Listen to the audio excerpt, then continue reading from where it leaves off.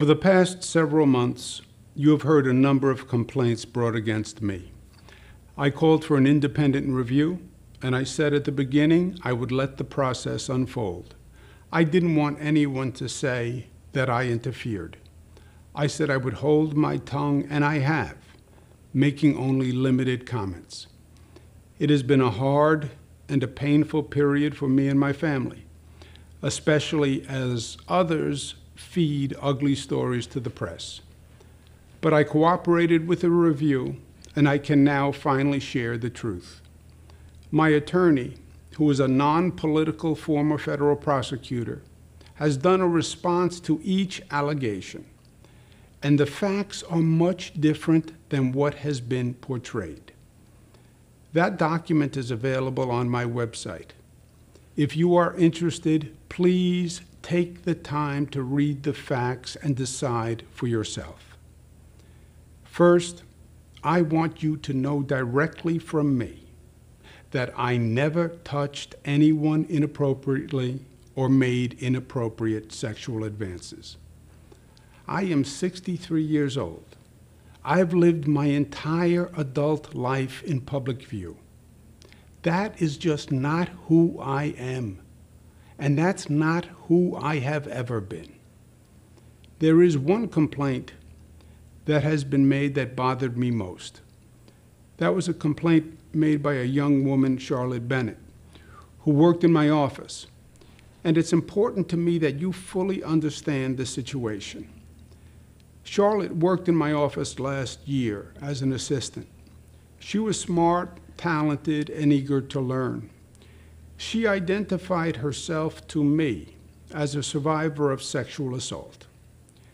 She said that she came to work in my administration because of all the progress we had made in fighting sexual assault. She talked about the personal trauma that she endured and how she was handling it. I could see how it had affected her. I could see her pain. People now ask me, why was I even talking to this young woman if I knew she was dealing with such issues? Why did I even engage with her? That is the obvious and fair question, and one I have thought a lot about. The truth is that her story resonated deeply with me. I had heard the same story before, with the same ugliness, the same injustice, the same damage. Not only had I heard the story before, I had lived with the story before. My own family member is a survivor of sexual assault in high school. I have watched her live and suffer with the trauma. I would do anything to make it go away for her, but it never really goes away. I spent countless days and nights working through these issues with her and therapists and counselors. I'm governor of the state of New York, but I felt powerless to help and felt that I had failed her.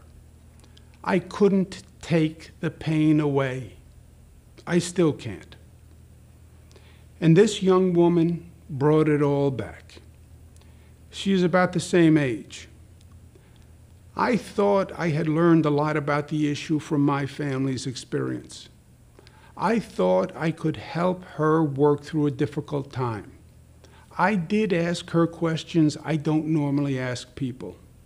I did ask her how she was doing and how she was feeling. And I did ask questions to try to see if she had positive, supportive dating relationships. I know too well the manifestations of sexual assault trauma and the damage that it can do in the aftermath. I was trying to make sure she was working her way through it the best she could. I thought I had learned enough and had enough personal experience to help her.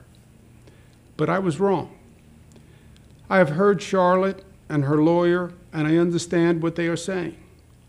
But they read into comments that I made and draw inferences that I never meant. They ascribe motives I never had. And simply put, they heard things that I just didn't say. Charlotte, I want you to know that I am truly and deeply sorry. I brought my personal experience into the workplace, and I shouldn't have done that. I was trying to help. Obviously, I didn't. I am even more sorry that I further complicated the situation. My goal was the exact opposite. I wish nothing but good for you and for all survivors of sexual assault. There is another complaint I want to address from a woman in my office who said that I groped her in my home office. Let me be clear, that never happened. She wants anonymity, and I respect that. So I am limited but what I can say. But her lawyer has suggested that she will file a legal claim for damages. That will be decided in a court of law. Trial by newspaper or biased reviews are not the way to find the facts in this matter. I welcome the opportunity for a full and fair review before a judge and a jury, because this just did not happen. Other complainants raised against me questions that have sought to unfairly characterize and weaponize everyday interactions that I've had with any number of New Yorkers. The New York Times published a front page picture of me touching a woman's face at a wedding and then kissing her on the cheek. That is not front page news.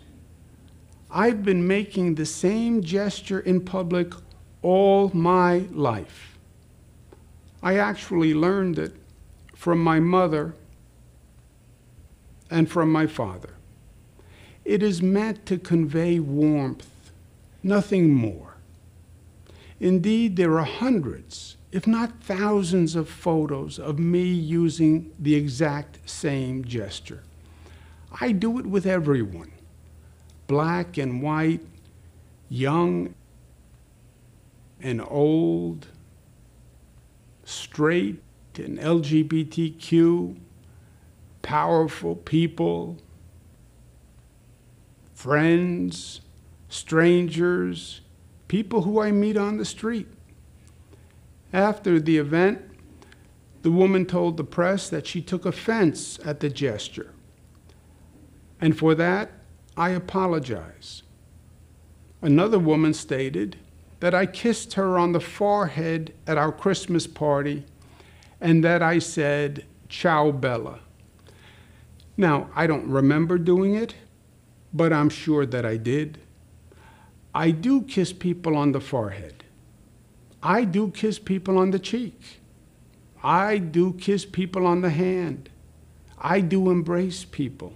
I do hug people, men and women. I do on occasion say, "Ciao, Bella." On occasion, I do slip and say sweetheart or darling or honey. I do banter with people. I do tell jokes, some better than others. I am the same person in public as I am in private. You have seen me do it on TV through all my briefings and for 40 years before that. I try to put people at ease. I try to make them smile. I try to connect with them. And I try to show my appreciation and my friendship. I now understand that there are generational or cultural perspectives that, frankly, I hadn't fully appreciated. And I have learned from this. Now, the state already has an advanced sexual harassment training program for all employees, including me. But I want New York State government to be a model of office behavior. And I have brought in an expert to design a new sexual harassment policy and procedures, and to train the whole team, myself included. I accept responsibility, and we are making changes. Other complaints relate to the work environment. Now, I have always said my office is a demanding place to work and that it is not for everyone. We work really, really hard. My office is no typical 9-to-5 government office, and I don't want it to be.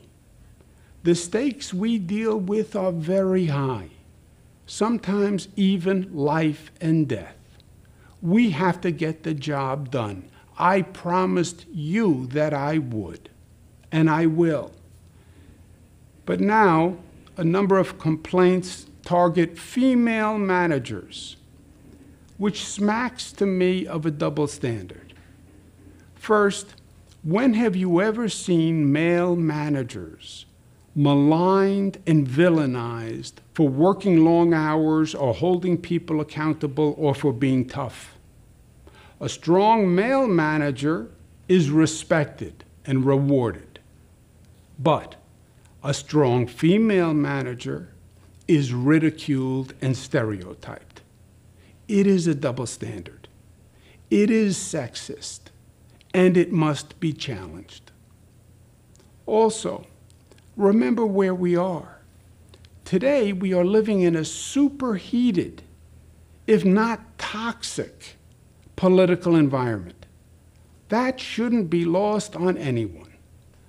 Politics and bias are interwoven throughout every aspect of this situation.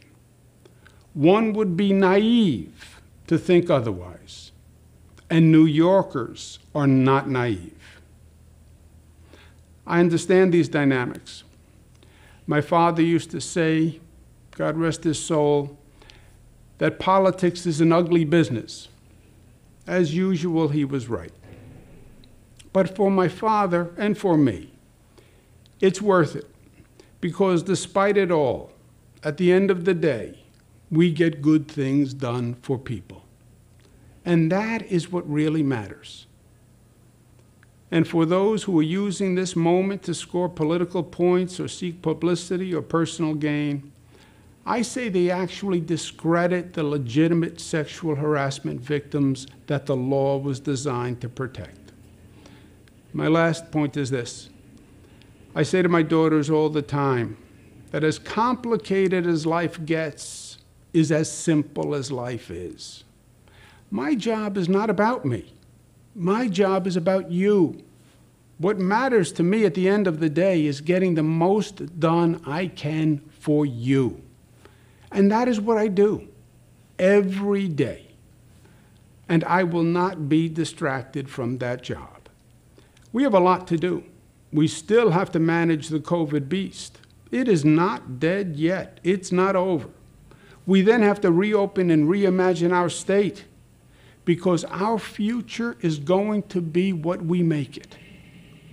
I know we can do these things because I know the strength and the character of New Yorkers.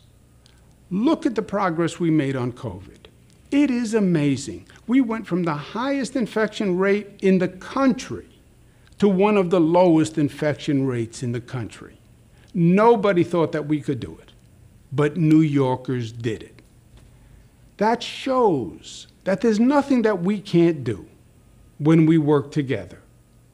Together as one community, as one family, as New Yorkers.